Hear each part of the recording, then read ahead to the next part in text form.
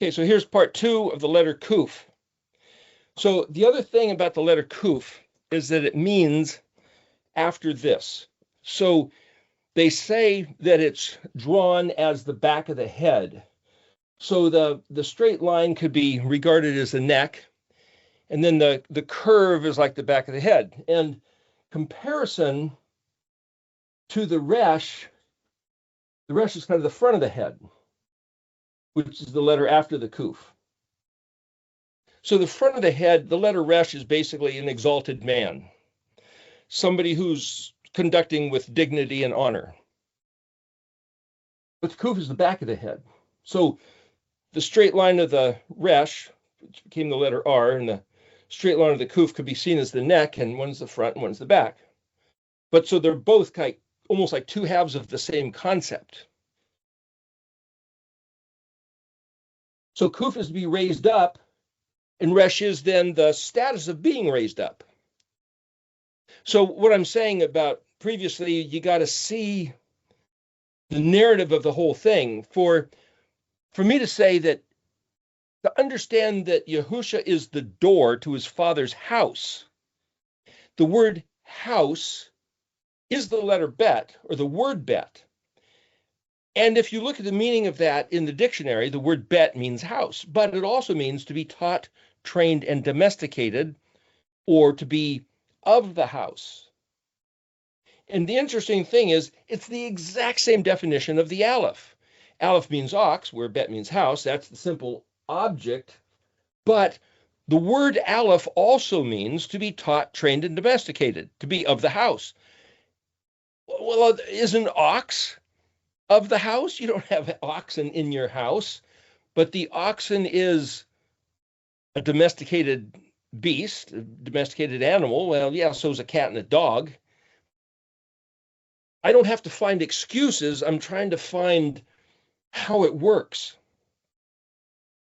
To say that aleph is big like an ox and bet is the house, but they both mean, well, the word ab, like I said, means father, but it also means youthful vigor, the vitality of enthusiasm, the father's enthusiasm to have a house and to have a system, an order, a protocol where people of his household conduct themselves according to his preference, taught, trained, and domesticated to be of the house. Well, wait a minute, to be taught and trained, that's the word amuna, which is the word translated faith or trustworthy or fidelity. So for Abraham to have faith, yes, he believed. Believed what? You see, the concept of the word believe is different in English to say he was taught, trained, educated, skilled, an artisan, somebody whose hand is at the task successfully, and you can trust him. Well, he didn't do a good enough job yet. I mean, the job is less than perfect. It's not done yet. Let him finish the job where the mistakes are corrected, where everything is dialed in, tuned up just right. If it's not perfect yet, it's not finished yet. Now, when somebody calls something finished and say, well, now how many mistakes? Well, there's a style of art where there's supposed to be mistakes. Mistakes are intentional. That's one style. Well, is that the father style? Or does the father want taught, trained, and domesticated? So I can say the embedded code within my father's house. My father's house is that where his desire is faithfully conducted, engaged. Remember, Yeshua said, no one enters my father's house except through me. Well, what does that mean, through me? That's bet. Yod is the word through me, or with me, or as me, in the condition of me. See, bet's not just in, on, with, among, through, and against, but it's also in the condition of or for the price of.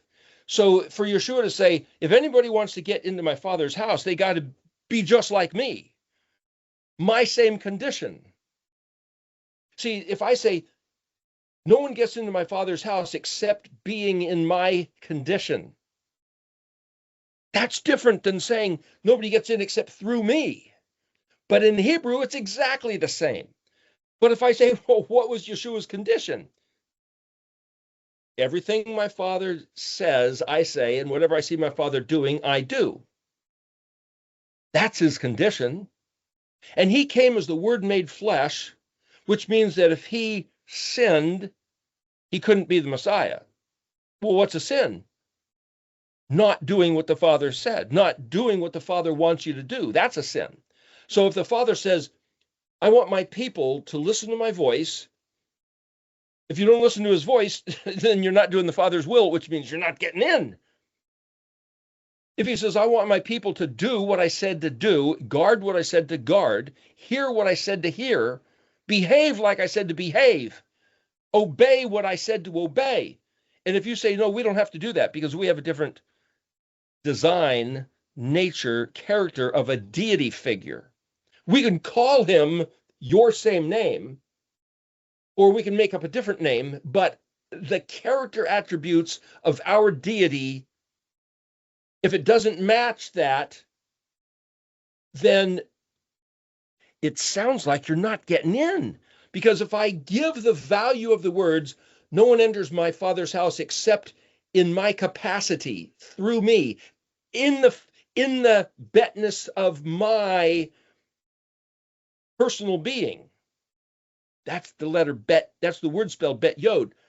The yod suffix means my, and the letter bet means in my capacity, just in my price, value, worth, consideration. That's what the letter bet means.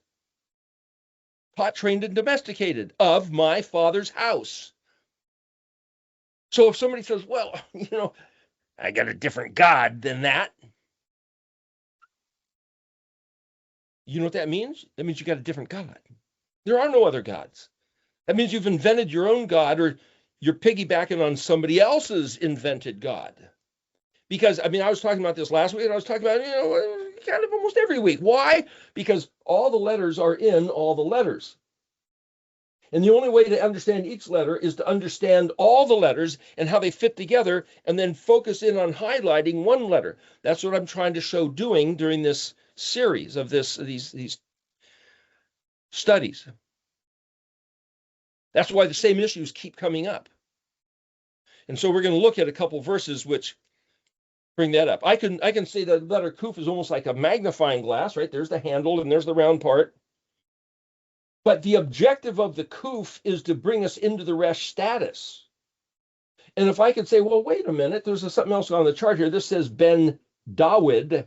There's two ways to spell David. One is Dalet Vav Dalet, and the other one is Dalet Vav Yod Dalet. And you'll find in a couple different books, I think it's in the book of Kings, it's spelled Dalet Vav Yod Dalet, maybe Samuel, but other places like in Psalms, it's Dalet Vav Dalet. And it's like, why is that?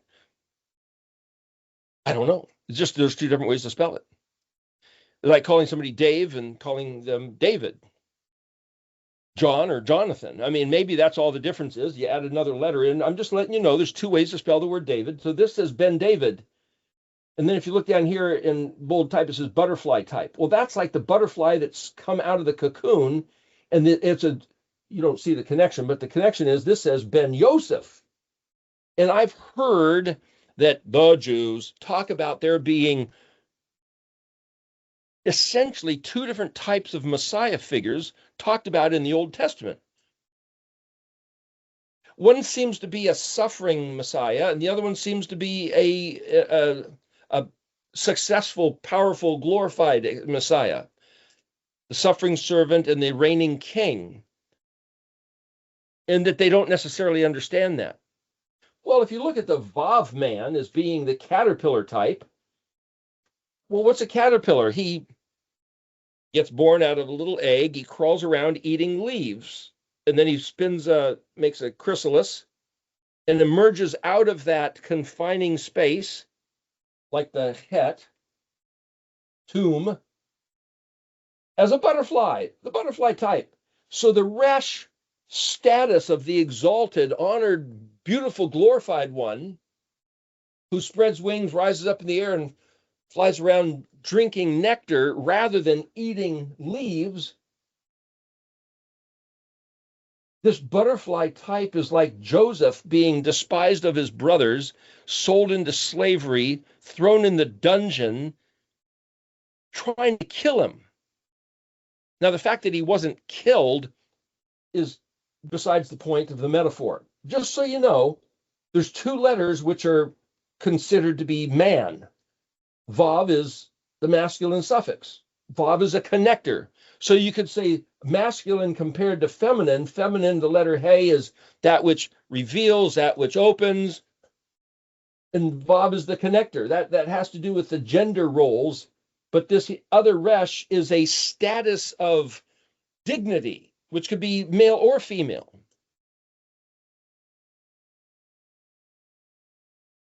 So those are the two letters which are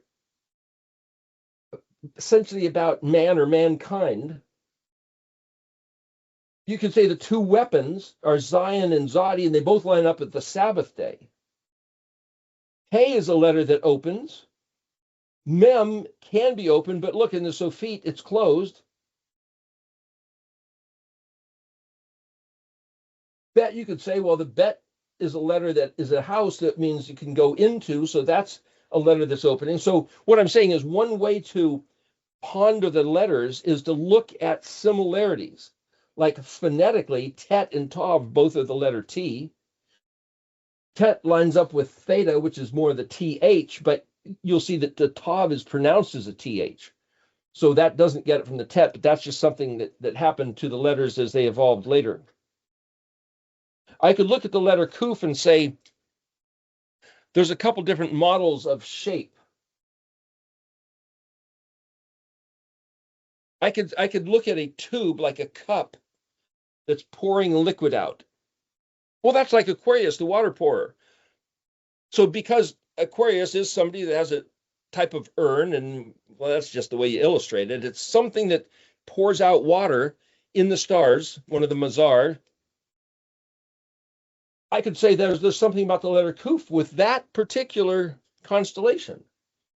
I could say, well, here's a tunnel that a car drives through or comes out one side. That's kind of a tubular, that's a QOOF view also. The fact that the QOOF is the back of the head, well, if somebody's coming at you, that's the front of the head. And if they pass by, now that you see the back of the head. So if someone passes by, what you see left behind is footprints. If they walk past you, you see their heel. So for Jacob, Yaakov, Yod, Ayin, Kuf, Bet. For Jacob to be grabbing the heel of his brother when they're being born. And some people say, well, Esau was probably trying to kick him in the head, and he was trying to put up his hand and stop him from being kicked in the head. It's like speculation, ideas, concepts. Oh, well, I have divine vision. That's right. It's like, well, okay, whatever. But I'm just saying that's where that comes from. Because Jacob's hand had something to do with the heel of his brother Esau. However the story really played out, those are the factors of the story. So the kuf in the word Yaakov, Yod Ayin Kuf Bet, had nothing to do with the back of the head, had to do with the heel. But to be able to put your hand up to block the heel, or to remember what Jacob did to Esau, he kind of reached into Esau's pocket and pulled out his birthright and his inheritance and the blessing. Well, he bought the birthright. There's a story in Genesis that Esau was on the run and he was exhausted, and he comes into Jacob, who Esau was a man of the field. He was also hairy. He's also red hair, a lot of hair. Jacob was smooth-skinned, not much hair, But he also was a kind of an interior man, whereas Jacob was an exterior. Jacob, what did he do with the interior? Well, that to me, that means he liked cooking, and he probably did art, or maybe he liked doing working in a shop where he was making stuff as a craftsman. I mean, it was where you had to be indoors versus outdoors. Esau was kind of a mountain man. Jacob was more of a maybe a scholar, maybe an artisan, certainly culinary. He did food, but these two were both twins, and yet they had these opposite things. But you'll see in the dictionary that the word Jacob means to supplant or overreach, because there's this arm. Well, see, if you look at the dictionary and the letter QOOF, it'll say it means monkey. Monkey? What has a monkey got to do with a mushroom shape, a helicopter? Well, see, I think of, what do you think of when you think of monkey? Besides the monkey's attitude, he's got these long arms that reach way out here and grab this tree branch, and he's got this tail that'll reach out there, and he'll swing through the jungle like, wow, how does he do that? Leaping from one tree to the next. So there's something about this monkey's reach to just grab the next branch and to just fly through the canopy of the trees. Well, that's the concept of the arm that overreaches, reach out to supplant. So for Yaakov to reach out and weasel to take his brother's inheritance is a picture of doing that. Well, what was Esau so exhausted from? And Esau said, yeah, I'm just like so faint, maybe his diabetic shock or something. Give me something to eat or I'm going to die. Sell me your birthright. And it's like, if I die, what good is my birthright? Fine.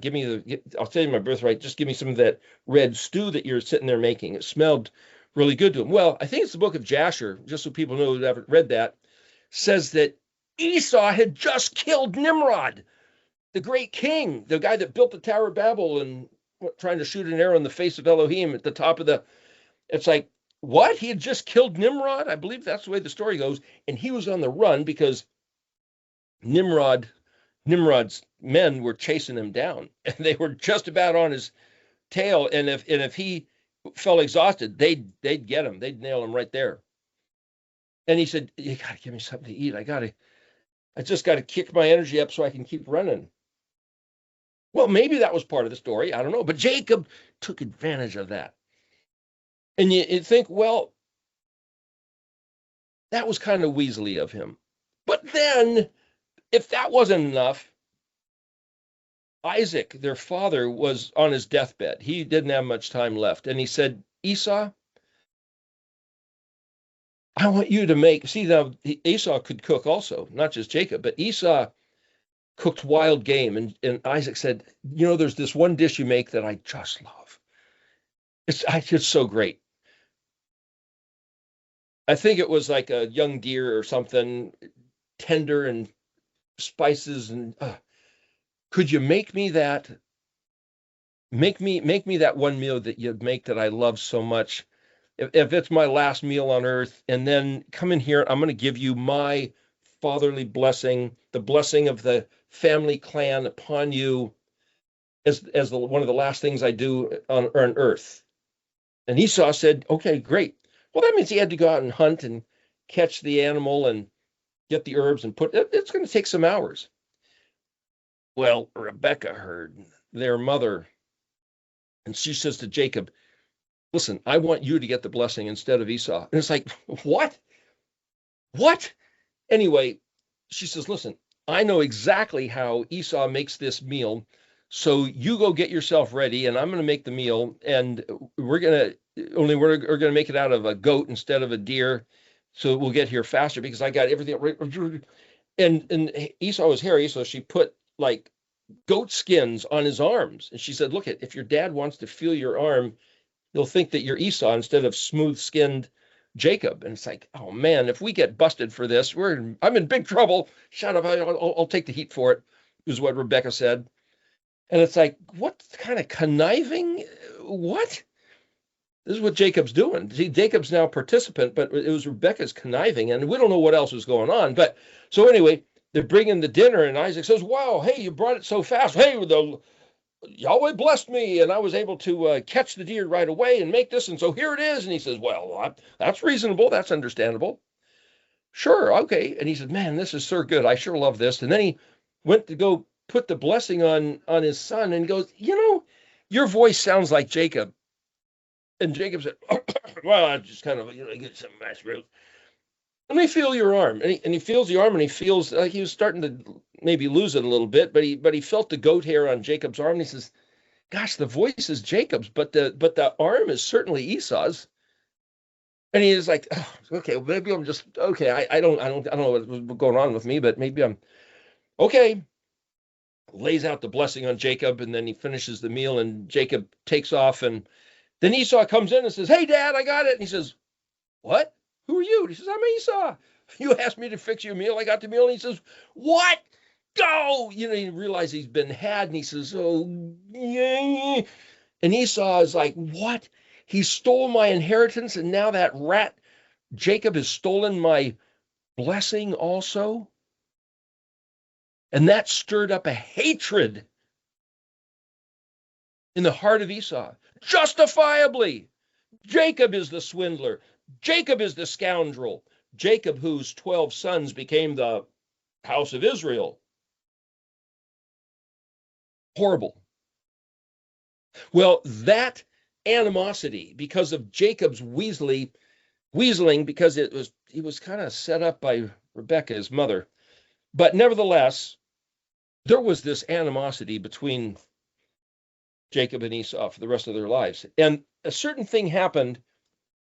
Jacob goes off and finds a wife with Laban, his uncle, in another land, and he gets tricked, marrying both Rachel and Leah.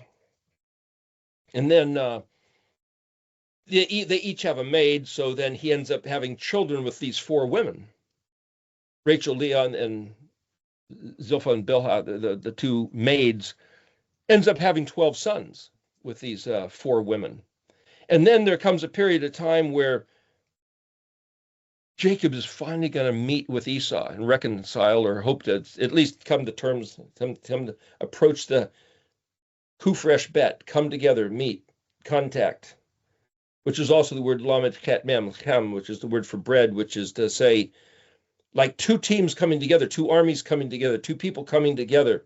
It's either QOOF bet or lamed ket mem, just so you know, rechem or karav. To draw near, to approach, like somebody bringing an offering and hopefully finding favor, like the high priest coming in on Yom Kippur and sprinkling the blood on the mercy seat. And oh, he died. Let's drag him out and try again next year. I'm just saying, these are serious things. Well, Jacob knows he's in big trouble, never has found favor all these years. It's probably pretty close to 30 years later. He's got 12 kids and he's got all this stuff. And so he decides to send out, as it were, a bit of a parade. You guys go first, and then you guys, and Jacob will show up later. And Esau is coming with 300 armed men. Like Esau is just going to cut this guy down. Esau's had enough, and he's just like, how dare you come back into my neighborhood? So as the story goes, this is Genesis 33, Esau may have had intent to do harm to Jacob, but something about whether Jacob's behavior of sending out these and then those, his flocks, his herds, a gift to Esau, his family, his sons, and then finally Jacob is bowing 7 times as he's approaching his brother. His brother rushes up to him, and then he falls on his neck and kisses him. It's like, wow. Reconciliation. Now, what was that? So we're going to look at that verse here. That's Genesis 33, verse 4. Now, the interesting thing about this verse is that there's dots above the word kissed, which is the last word of the verse. There's 8 words in the verse. Now, there's only a few places in Scripture where there's dots above a word. There's another place in Deuteronomy 29, verse 28. The interesting thing about that, which you can only see, and here I'll make a point of it in this Deuteronomy 29:28, just to show you. In this particular text of Stone's Tanakh, I see it, but in another edition of the book, you can't see it because they split up one verse from the other verse. And verse 27 and verse 28 are, verse 27 is on one page, and you turn the page, and then there's verse 28. In this particular text, let me see if I can get it up there on the screen. You see that? That's an enlarged lamed above the word, the two words that have a bunch of dots above them. Now, this place, Deuteronomy 29, verse 27 and 28, are the only place that has the dots, and then this place in Genesis 33. Let me tell you something about this Deuteronomy 27. There's an enlarged letter lamed. The word that it's in is Vav Yod Shin Lamed Kaf Mem. Well, Kaf Mem is the plural suffix meaning you all, but Shin Lamed Kaf is a word that means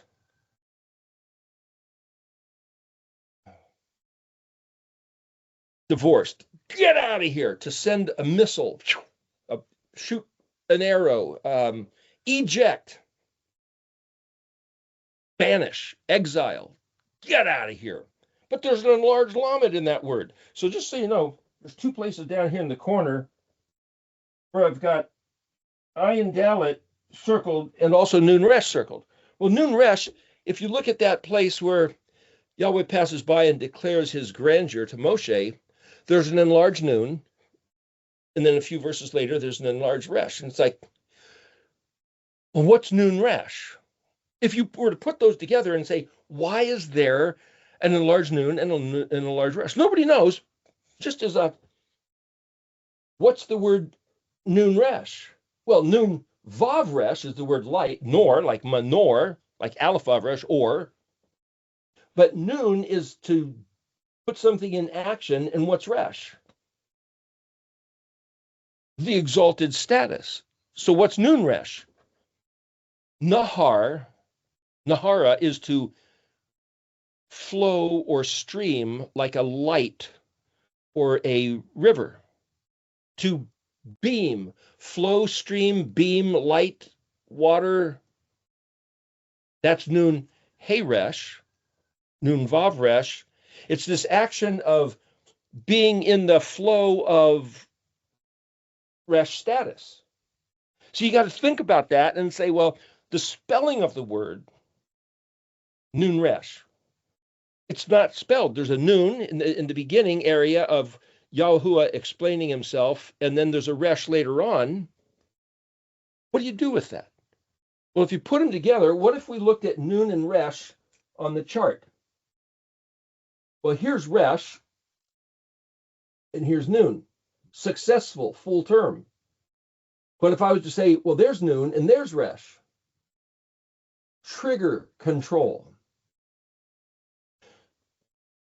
See, the whole top of this chart is what does each one of these letters mean to say?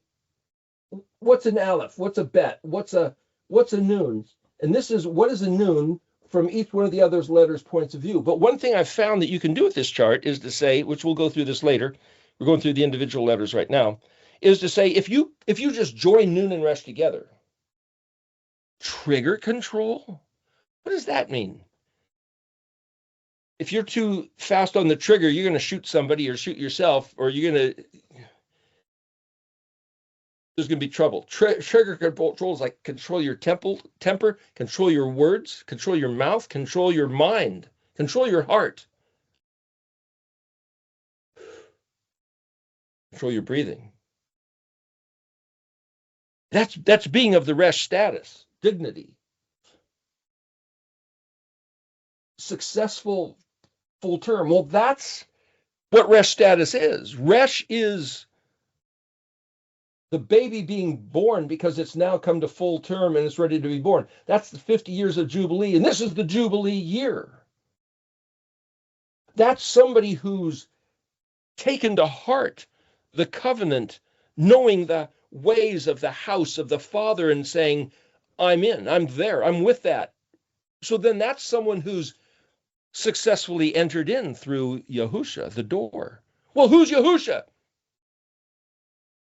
How is he the door to enter the house of his Father? Because if all of this is his Father's house, then to understand Yahusha is to understand how all this works. And this is to be taught, trained, and domesticated of his Father's house. And all this is, you might say, the key, the code is the Mishkan pattern. So right here, it says, Sofit lenders ending, Brit Hadashah, same terms, emphatic and eternal, Nun Resh.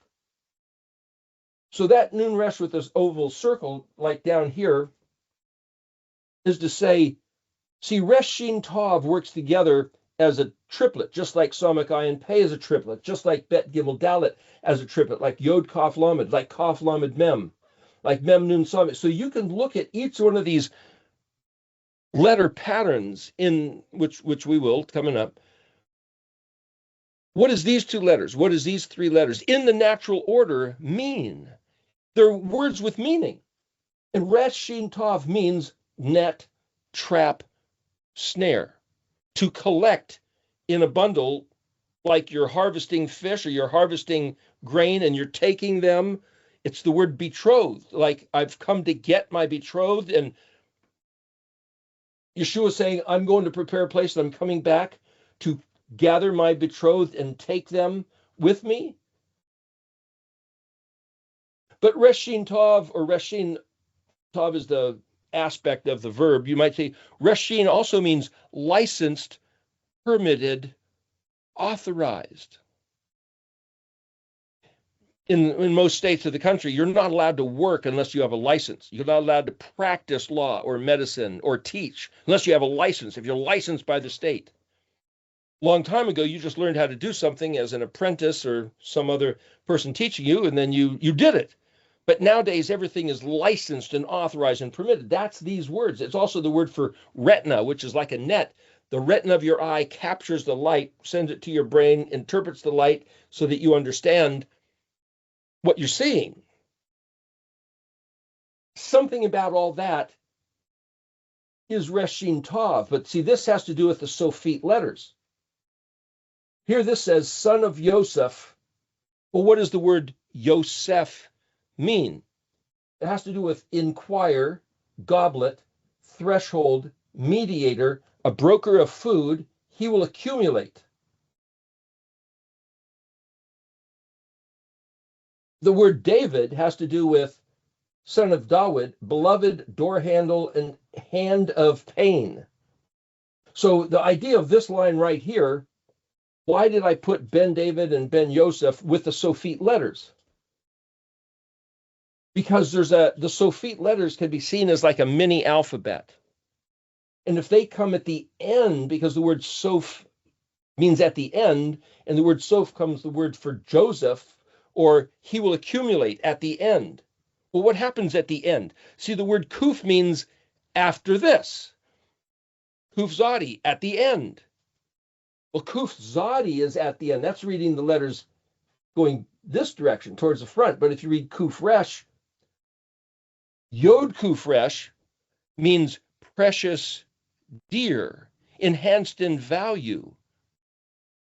Well, Esau wanted to kill Jacob, and then all of a sudden, when he got close to him, he fell on his neck and kissed him because he was suddenly precious and dear. QOOF Resh, Yod QOOF Resh means to be enhanced in value. QOOF Resh is the word for cool. QOOF Vav Resh. Much more valuable because it's cool. Well, that's like the beer called Coors, Coors, but the pronunciation is the same as QOOF Vav Resh, which is something cool, and to dig a well where you get cool, clean water. And Coors says, oh, it's all about the water, Rocky Mountain beer or something. And what I'm saying is you notice these things and you realize what we get in other languages, other cultures, and in the Hebrew, there's a reason why everything works the way it does. And if you ponder that, you'll see something in it. So I'm not going to go in this right now about the Sophite letters, but what the Kaf and the Mem, Nun.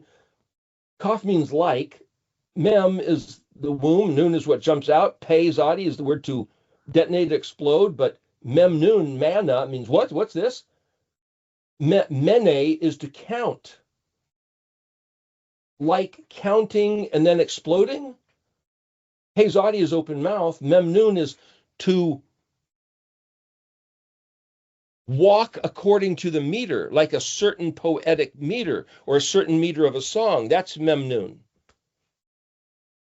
Kaf Memnun, Cayman, like the Grand Cayman Islands in the Mediterranean, is to hide and then explode and jump out. Something hidden about counting the meter the mouth will open and jump out and explode. Well, the pirates of the Caribbean used to hide in the Cayman Islands. When the Spanish galleons came by loaded with stuff they ripped off from the South America, the pirates would grab it and steal it. That's why the Cayman Islands are named that, I believe, is because of Kaf Mem Nun. So what at the end is there going to be an open mouth that jumps out and grabs what comes out of the Mem? Well, if Mem is what's in your heart and Nun is to see, the Nun becomes the Resh. Yeshua, like the caterpillar, decomposes.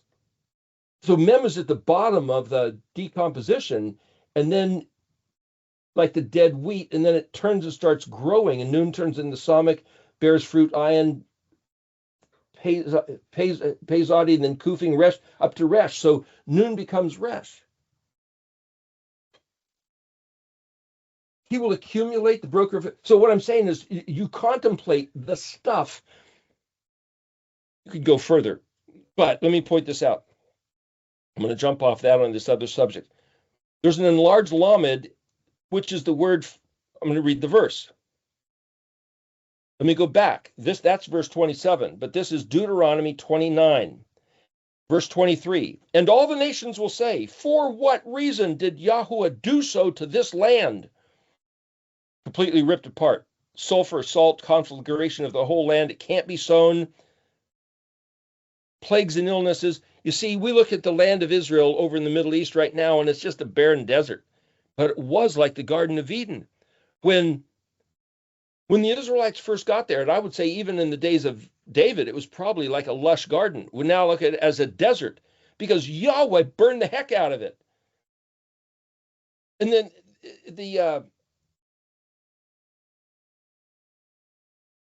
verse 21 of Deuteronomy 29, the later generation, that's like us, your children who arise after you, and the foreigner who will come from a distant land, when they will see the plagues of the land and its illnesses with which Yahweh has inflicted it, sulfur and salt, a conflagration of the entire land. It can't be sown, can't sprout, no grass shall rise on it, like the upheaval of Sodom and Gomorrah, Admah and Zeboim, which Yahweh overturned in his anger and wrath. And all the nations will say, what reason did Yahweh do so to this land? Why this wrathfulness of great anger? So as long as Israel, there's some stuff growing, but it's still a desert.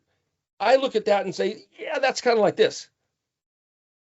And they will say, see, this is I can associate with this being our time. It says, they will say, because they forsook the covenant of Yahweh, the God of their forefathers, that he sealed with them when he took them out of the land of Egypt. See, even the foreigners know that because Israel did not walk in the ways of Yahweh's Avot, his Torah, that's why the land looks like it does. And verse 25, and they went and served the gods of others and prostrated themselves to them, gods that they knew not, and he did not apportion to them. So God's anger, that's Elohim's anger, use the word in Stone Tanakh to God. So God's anger flared against that land to bring upon it the entire curse that is written in this book. See, this is Deuteronomy 29, and right at the end of this, You got Deuteronomy 30, which we'll look at in a moment. Verse 27, and Yahweh removed them from upon their soil with anger, with wrath, and great fury, and he cast them to another land as this very day. See, that word cast them is the word with the enlarged lamed. But see, what's a lamed? A shepherd's staff, governing authority. Teach and learn. Go! Lamed Kaf. Go, get it! Why is there enlarged lamed? And then underneath that, like I showed you, this verse, the hidden sins, it says in brackets, are for Yahweh or Elohim. The sins are there. Whatever is hidden is the regard of Yahweh or Elohim. In other words, why is Aleph silent? Why don't we know what happens after Tav? That's his business. That's what it's saying. But the revealed, sins in brackets, nothing about sins, but what is revealed, this is what's revealed. Aleph through Tav are for us and our children forever to carry out all the words of this Torah. Now, the word for us and our children is pronounced lenu velebenu, and it's got dots above it. The same dots that are above this thing in Genesis 33. And you could say, well, why is there dots? Why are there anomalies? Why is there an enlarged lamed? Well, the dots are called nikud, nicked. Same, like nicked and dented, damaged. Those are nikud, those are dots in anomalies in the text. Well, see, in John chapter 3, it was Nicodemus. Yeah, but in a different translation, it calls him Nikadamon. Nikdamon. Nikadamon. In other words, nicked with dots. And you remember Yeshua said, hey, aren't you the great teacher of Israel? Great teacher. See, lamed means teach, so a great teacher is the enlarged letter lamed in Deuteronomy 29:27. In this page, it's right above the word that leneu velebenu, which is nicked. So if you know his name is Nikdaman, how long are we going to be banished from your favor, O Yahweh Elohim? How long before you restore? When we carry out all the words of this Torah.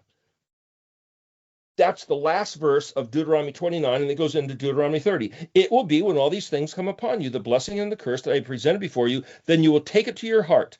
Among all the nations where Yahweh your Elohim has dispersed you. Hey, that's us out here in the nations. And you will return to Yahweh your Elohim and listen to his voice according to everything I command you today, you and your children with all your heart and all your soul.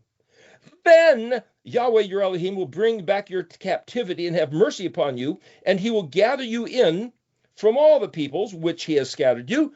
See, he scattered us, and he'll bring us back to the land from which he scattered us. That's what he said he was going to do. If you're dispersed, we'll be at the ends of heaven, an astronaut in a spaceship, perhaps. From there, Yahweh your Elohim will gather you in, and from there he will take you.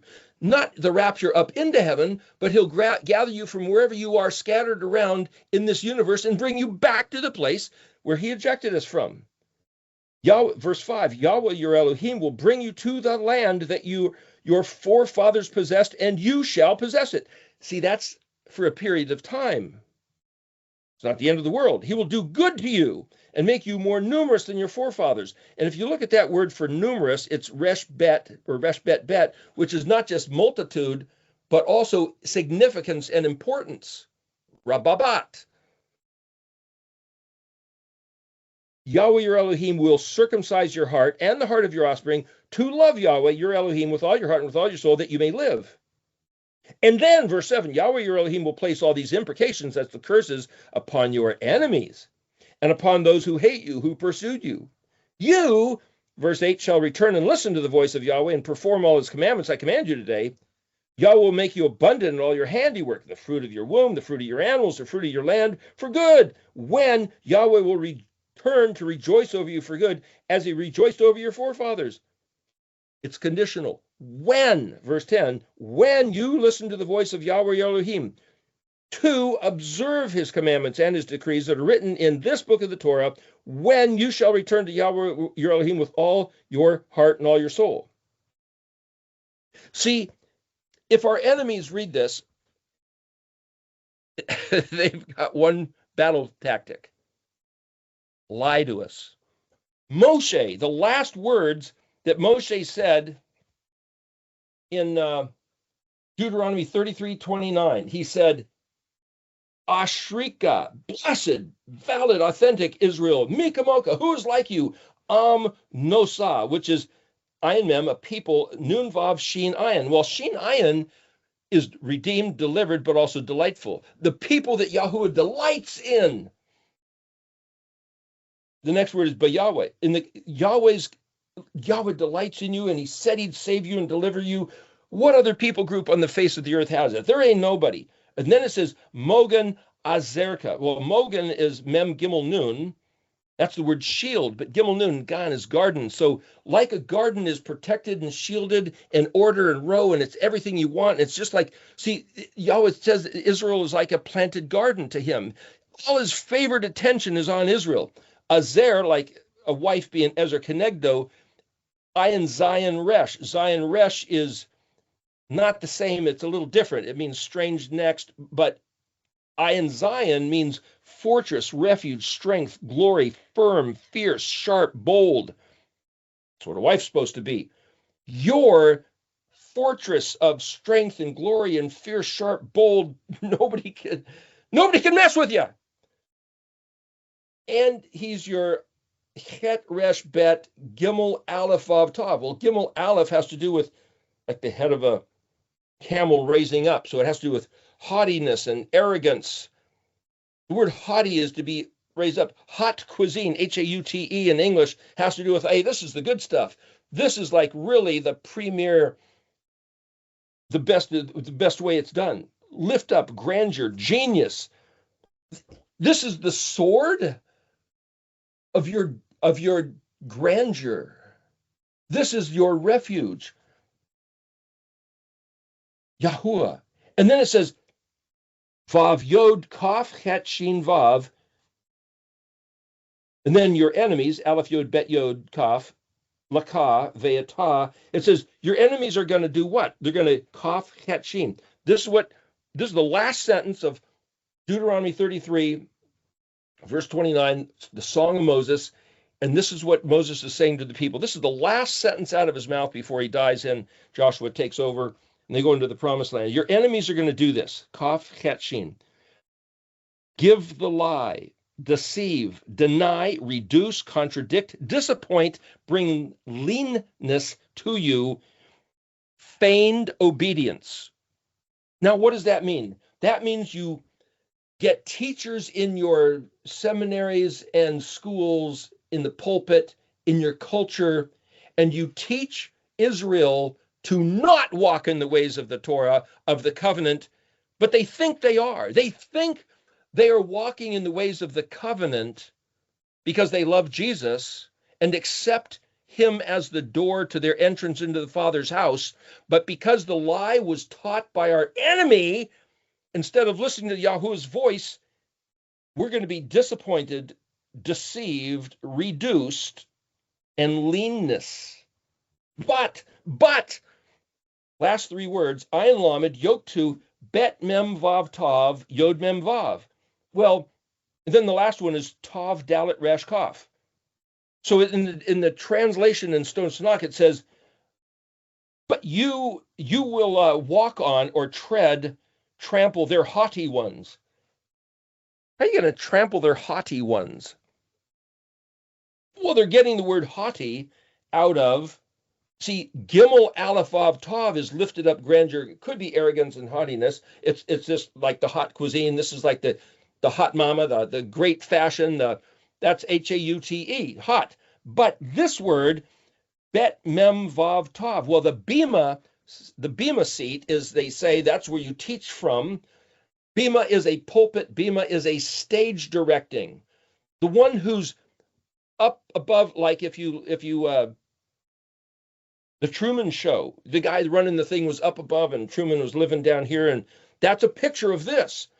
Those that are up here with big plans, laying out how it's all going to happen, stage directing, but Mem Vav Tav is the word for death. So these guys are orchestrating the death of Israel. And the last word, Tav Dalet Resh Kaf, Tav Dalet Resh, well, Tav is just a prefix letter, so Dalet Resh Kaf is Derek. That's one way to read it. Way, route, Well, how does that mean walk? Well, halakha, well, this is derek. Well, derek is way or journey or the way you walk, but it's also the way you bend a bow. So it's being led, guided, and directed. But tav dalet resh means to do something frequently, constantly, permanently. Dalet resh is where you get the word for generation, which is to go back another loop, like the letter QOOF coming back another circle. So you have this spiraling shape. Each generation keeps coming back and doing the same thing again and again. Learn how to do what Yahweh instructed. Return, repeat, a synonym with shuv. Hey dalet resh, see, the tav can be a prefix. You put another prefix, hey dalet resh, and it means adorn, honor, glorious, majestic, scrupulous, really serious about it, but it's also splendor, ornament, citrus fruit, same as aleph dalet resh. Adar bet, another month of 12th month, if there's a 13th month in the year. You look at hey dalet resh, pluralized vav tav, and you get rolling down, decline, something rolling down a hill. It can mean eroding decline, but it's not necessarily eroding. It's just something that just keeps going, rolling. Generation, dalet resh, your next turn in the queue, hey dalet resh with a noon suffix. Encore, bravo, once more, repeat, do it again, woohoo! So he's telling us here, your enemy's big plans for your death is to stage you being taught lies. You think you're being obedient, but you're not. You think all you have to do is believe and ask Jesus into your heart, and now you've entered the house of your Father. But what he said was, listen to my voice and do what I said to do with all your heart and all your soul. Now, if you look at Deuteronomy 30, verse 1, verse 2, it says, you will return to Yahweh and listen to his voice with all, like all that I am commanding you today, your son, you and your son, with all your heart and all your soul. But if you look at, you will return to Yahweh, it says, Veshabbat ayin dalet Yahuah. Well, that's return, Shabbat, or it could be read, Shabbat is the testimony of Yahuah. See, the word shin bet is to return. Shin vav bet, shuv, is also return, teshuva. But ayin dalet is the word testimony. Testimony and witness and adornment.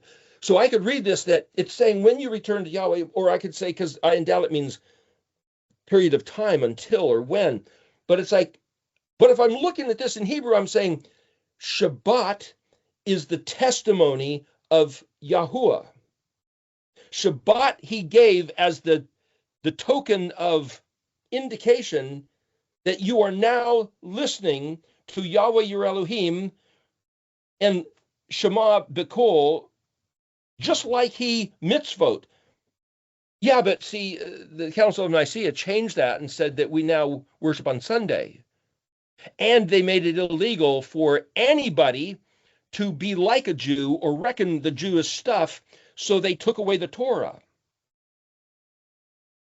Well, that means that Yahweh intentionally allowed the last 2,000 years to perpetuate the curse until 2,730 years has been used up. So that means Yahweh empowered the enemies of Israel to lie to them, to deceive them, to keep them repressed, away from the truth, thinking they were his bride of Christ, favored people because they asked Jesus into their heart. But meanwhile, if his Ruach, Jeremiah 31, says, I'm going to put my Ruach in you and you will want to walk in my ways. You will want to keep my Torah. You will keep my Torah walking in my ways. You will listen to my voice. You will be enthused to do so. Then I have to look at myself and say, if I find his words to be distasteful, abhorrent or I have a casual disregard. I was talking to somebody the other day, and he says, for the people of Israel to say everything Yahweh says we will hear and we will do, he says that was the stupidest thing that could have ever come out of their mouth. Nobody can do that. What curse did they bring upon themselves? It's like, wow, why does that guy have that attitude? I'll tell you why, because he was taught to have that attitude. Because if you read the scripture, it's Yahweh's good pleasure to have his people walking in his ways, listening to his voice, doing what he said to do. And when everybody said, oh, whatever Yahweh says, we'll hear and we will do. And what he said was, oh, if only they would have this heart always. I know they're not going to, but if only they would.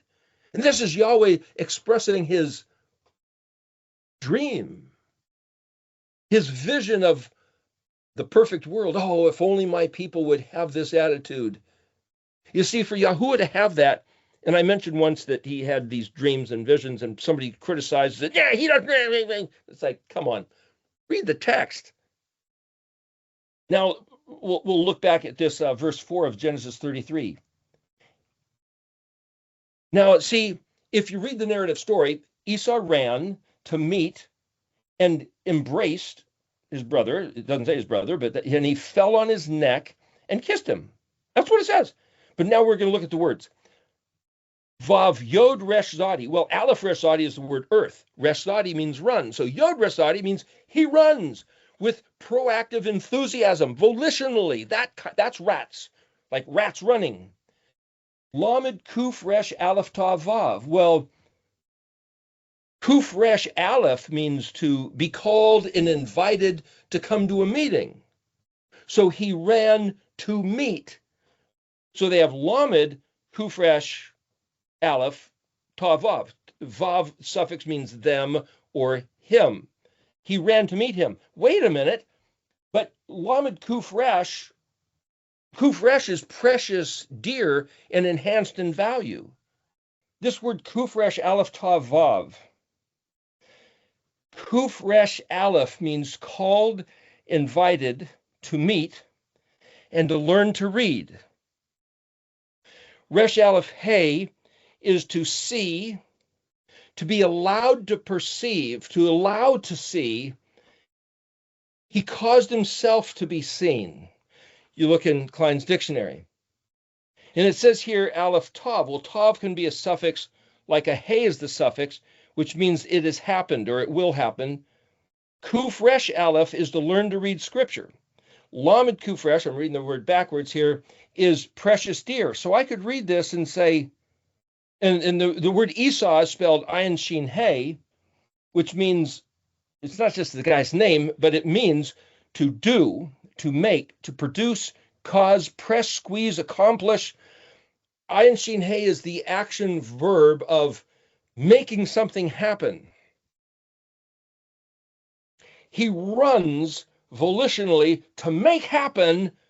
See, the Lamed means this is what, like Ani Ladodi, Vedodi Li. Ladodi is I belong to my beloved, and my beloved is mine. Li, Lamed Yod. So the Lamed is a possession of. He runs to accomplish possessing, learning to read, ALEF-TAV. Now, this is talking about Esau running to fall on Jacob's neck and kissing him, but I can take the setup of the story with Jacob and Esau, where there's animosity, and without saying, well, which was which role, it's kind of like the alienation that we were reading about in Deuteronomy 29, where Yahuah had ejected Israel. I'm disgusted. You guys have ticked me off so badly. He was just completely foreign and alien. Why? Because they wouldn't listen to what he said and do what he said to do. They had other gods, Elohim Acharim, Achar, Aleph Kat Resh, other, next, different, strange, somebody coming in the future that's not what I've told your forefathers, the ancient path, it's some new thing. Aleph Kat Resh. Kat Resh is the word where we get hoary-headed, hoar frost, white, dignified, White, the white of the eye, something white, something hot, that's chet resh. Aleph chet is the word brother. So a white-haired, noble brother. That's kind of like the picture of Jesus in the book of Revelation. That's the word achar, coming in the future, next, different, strange. That's like Jesus coming, showing up in the book of Revelation. If the Jesus we see showing up in the book of Revelation is a different God, an achar, an Elohim acharim, well, that's the way he's portrayed.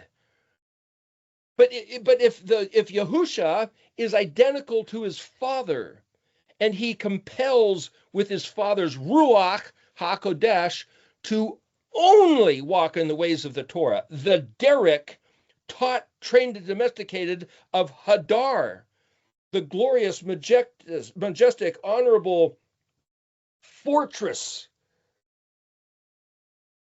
be the Israel of Yahuah's garden that he looks to with favor. Remember reading in Jeremiah, what is it, chapter 3 and 4, where he says, you guys just got me so mad. I had planted this beautiful garden and I fenced it and did all this stuff. He ordered it and it just tore his heart apart, and he just ripped the thing to shreds and brought the herds of animals to trample it.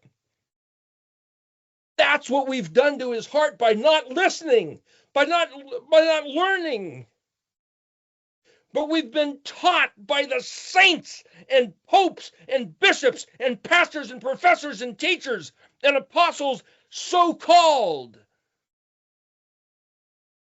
lies, intentional lies, deceived by our enemy to keep us out of Yahweh's favor, because what he said he was going to do when we came back to his words was pour out his favor, his rechem, his warmth, his compassion on his people, on Israel, for just listening to his voice and walking in his ways.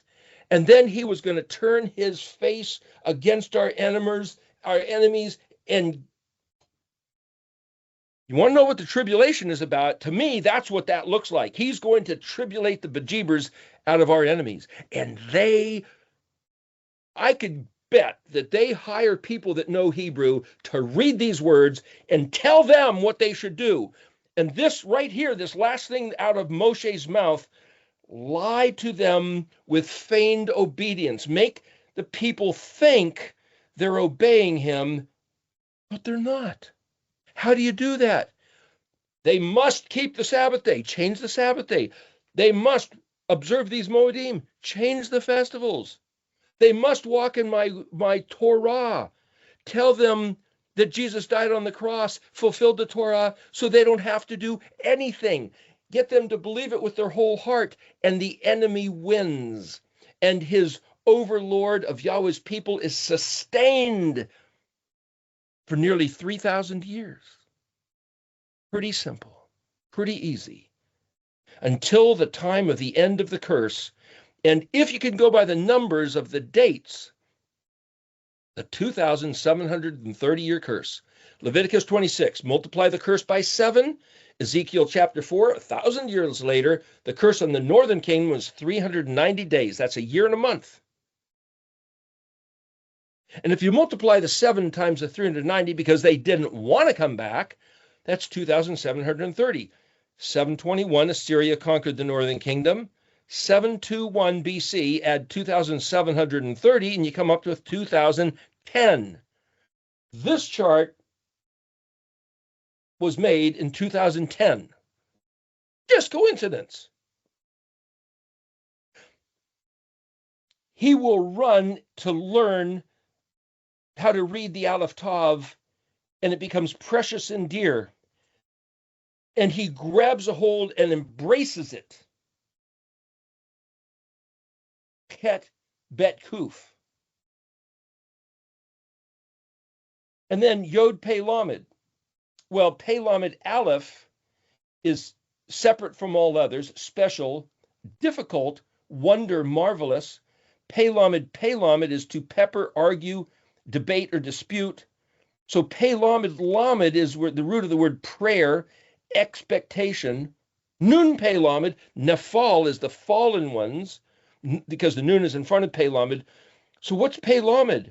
The mouth of authority, the Pei of the Lamed, the opening of the instruction. You see, if Daniel's told to Het Tav Mem, put a seal on it, close it up, Samech Tav Mem, but Samech is an engineered structure, so he changed the orthography of the letters and sealed it up.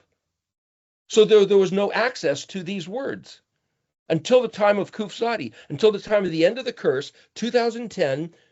But there's a 13-year siege, so Assyria on the nation of Israel, the northern kingdom. So the first cities that fell and were taken into captivity were 13 years before. So if 2010 was 721, 13 years before is like 1997.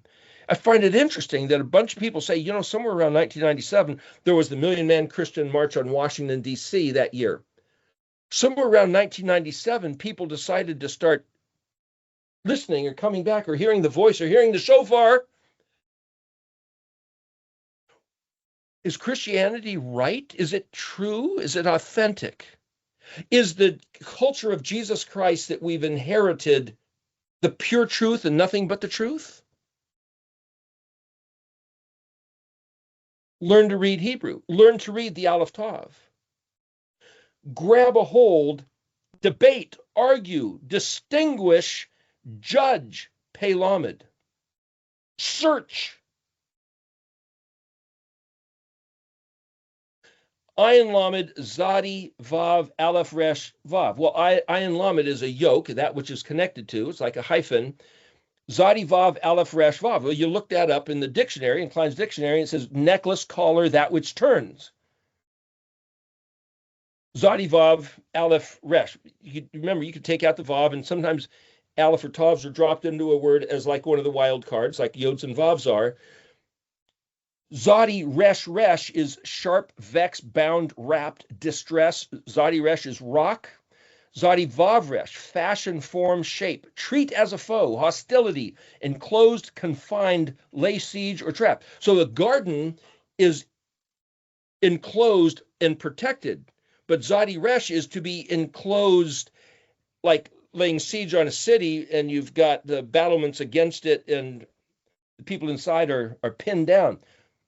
Zadi Yod Resh, draw, paint, disguise, pictured as, imagined as. Hinge, pivot, turn, revolver, axis, messenger, envoy, painter, artist.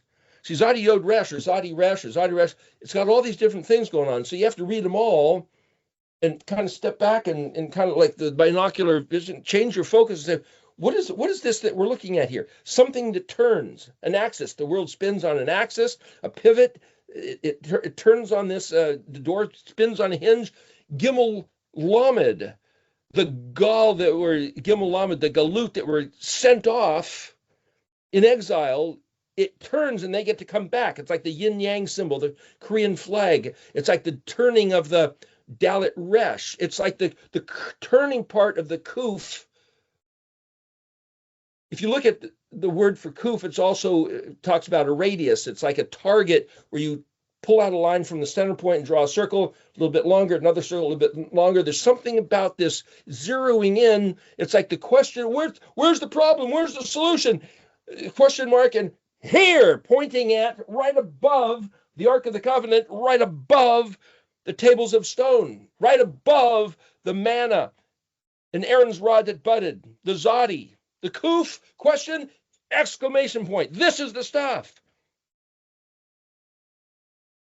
Messenger, envoy, painter, artist, pain of childbirth, the transition of phase, writhing. It's also juice and brine, or that which is pressed out, rending, tearing, bursting, breaking. So if Nun is pressed out when a woman in labor gives birth to the baby, Esau fell on Jacob's neck and water came to his eyes and he kissed him.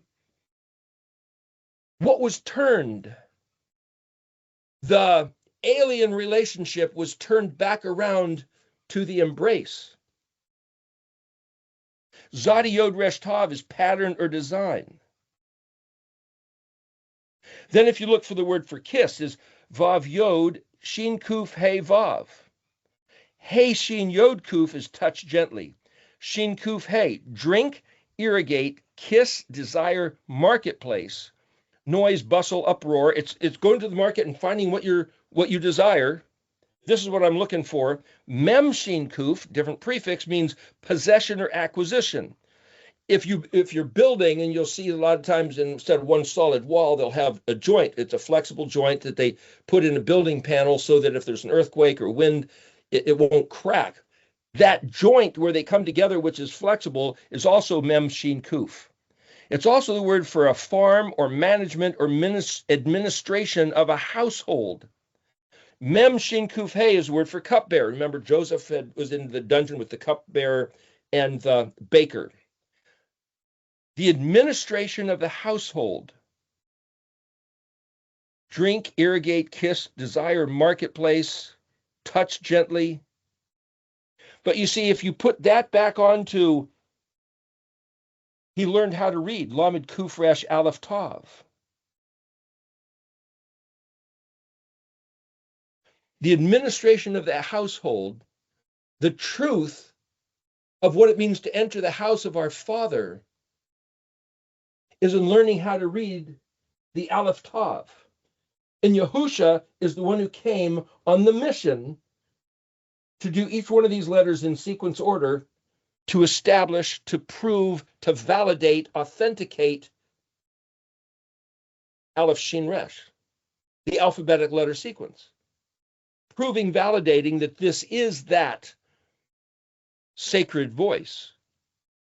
Zephaniah 3:9, he will restore the set-apart Kadosh, Shapha, Shin Pei He, so that all who really want to worship him can worship him with a common shoulder, with one consent. Well, there was one other matter I wanted to bring up, but we're basically at the end of the thing here. Oh, here, let me mention this here.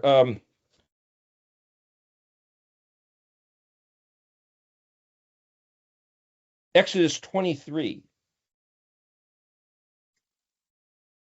He talks about 6 days you are to Tav Ayin Shin Hey, Mem Ayin Shin Yod Kaf. This isn't in the Ten Commandments. The Ten Commandments are in Exodus 20. This is Exodus 23. A couple chapters later. What does that mean? Ayin Shin Hey, the name for Esau, constraint, compulsion. So either you're compelled to do something or you hold back what you're doing. Press, squeeze, cause to be done, appointed, forced to be accomplished, positive command, fitting, suitable. So it's like, that's the word for work. And I know people have said, well, what if I want to work in the garden? What if I want to work making food? I know different people with different ideas of what it means to work. Well, what do the Jews say? Well, it's maybe not about what the Jews say. They have their culture, their understanding, their rabbinical explanation. You got to figure this out for yourself. What are you going to allow yourself to do on the Shabbat?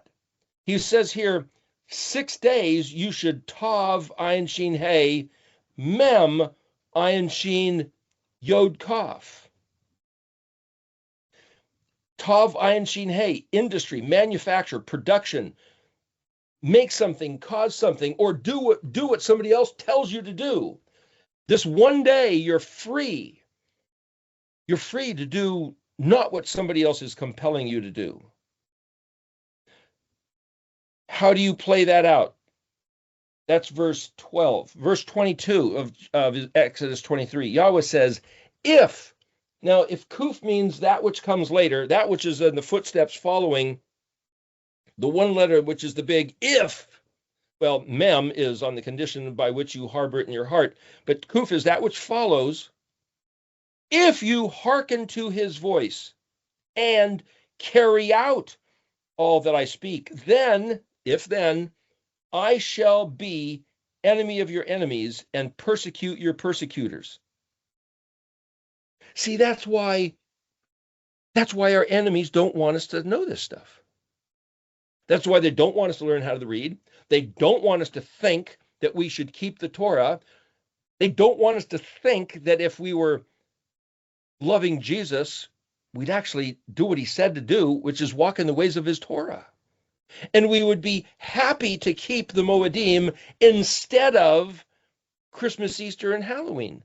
I mean, he did die on the cross at the Easter time, but it was the regard of Pesach and unleavened bread. It was not Ishtar, the fertility goddess.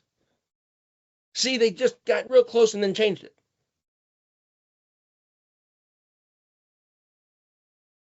Verse 24 of chapter 23 of Exodus, do not do according to their practices, the practices of the people in the land in which you come. Rather, you shall tear them apart, smash their pillars. So why do you keep having to talk about Christmas and Easter? Smash their pillars. Annihilate, destroy, eradicate, find them and speak of them as being detestable abominations. Smash those pillars. That's what Yahweh said to do. And then he goes on to say, thou shalt worship Yahweh. You shall, what is the word? Vav, ayin bet dalet, tav mem. ALEF-TAV, Yahweh Elohekam.